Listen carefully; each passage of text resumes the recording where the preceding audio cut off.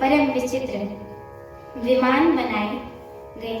भरत जी ने सब माताओं के चरणों को पकड़ के रखा, अर्थात प्रार्थना करके उनको सती होने से रोक लिया। वे रानियां भी श्री राम के दर्शन की अभिलाषा से रह गईं। चंदन और अगर की तथा और भी अनेकों प्रकार की अपार गूगल, कपूर, केसर आदि सुगंध द्रव्यों के बहुत से बोझ आए। सरयू जी के तट पर सुंदर चिता रचकर बनाई गई, जो ऐसी मालूम होती थी कि माने स्वर्ग की सुंदर सीढ़ी हो। इस प्रकार सब दाह क्रिया की गई और सबने विधि पूर्वक स्नान करके तिलांजलि दी। फिर वेद, स्मृति और पुराण सबका मत निश्चय करके उसके अनुसार भरत जी ने पिता का दशग्राथ विधान अर्थात 10 दिनों के कृत्य किया। मुनि श्रेष्ठ वशिष्ठ जी ने जहाँ जैसी आज्ञा दी, वह भरत जी ने वैसे ही 1000 प्रकार से किया। शुद्ध हो जाने पर विधि पूर्वक सब दान दिए। गौएं तथा घोड़े, हाथी आदि अनेकों प्रकार की सवारियां, सिंहासन, गहने, कपड़े, अन्न, पृथ्वी, धन और मकान भरत जी ने दान दिए। भूदेव ब्राह्मण दान पाकर परिपूर्ण काम हो गए, अर्थात उनकी सारी मनोकामनाएं अच्छी तरह से पूर्ण हो गई। पिताजी के लिए भरत जी ने जैसी करनी की, वह लाखों मुखों से भी वर्णन नहीं की जा सकती है।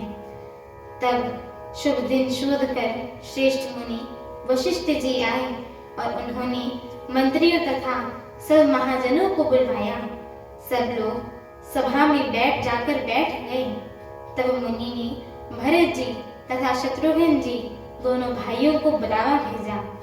भरत जी को वशिष्ठ जी ने अपने पास बैठा लिया और नीति तथा धर्म से भरे हुए वचन कहे कि पहले तो कैकेयी ने जैसे कुटिल करनी की थी, श्रेष्ठ मुनि ने वह सारी कथा कही। फिर राजा के धर्म, व्रत और सत्य की सराहना की, जिन्होंने शरीर त्याग कर प्रेम को निभाया। श्री रामचंद्र जी के गुण, शील और स्वभाव का वर्णन करते करते तो मुनिराज के नेत्रों में जल भर आया और वे शरीर से पुलकित हो गए। फिर लक्ष्मण जी और सीता जी के प्रेम की बढ़ाई करते हुए ज्ञानी मुनि शोक और स्नेह में मग्न हो गए थे। मुनिनाथ विलख कर दुखी होकर उन्होंने कहा कि हे भरत, सुनो, होनहार भागी बड़ी बलवान है।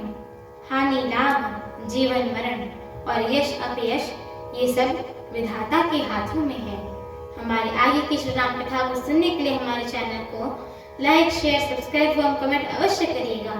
एवं आप सभी हरि भक्तों से हम दोनों बहनों का एक छोटा सा निवेदन है कि कृपया आप सभी हमारे श्री रामचरितमानस जी के इस मंगलमय पाठ को पूरा अवश्य सुना करिए, क्योंकि स्वयं परम पूज्यपाद श्रीमद् गोस्वामी तुलसीदास जी महाराज ने कहा है कि जो भी नर नारी, मनुष्य, जीव जंतु एवं पशु पक्षी प्रभु श्री रामचरितमानस जी के इस मंगलमय पाठ को सुनते हैं, गाते हैं, कहते हैं एवं श्रवण करते हैं, उनके जन्म जन्मांतर के सारे पाप नष्ट हो जाते हैं।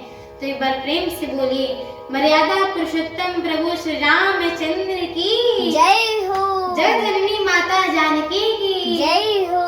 लखन लाल की जय हो। अयोध्या धाम की जय हो। तुलसीदास जी महाराज की जय हो। एक बार प्रेम से बोलिए, पवन सुत हनुमान की जय हो। जय श्री राम। जय श्री राम।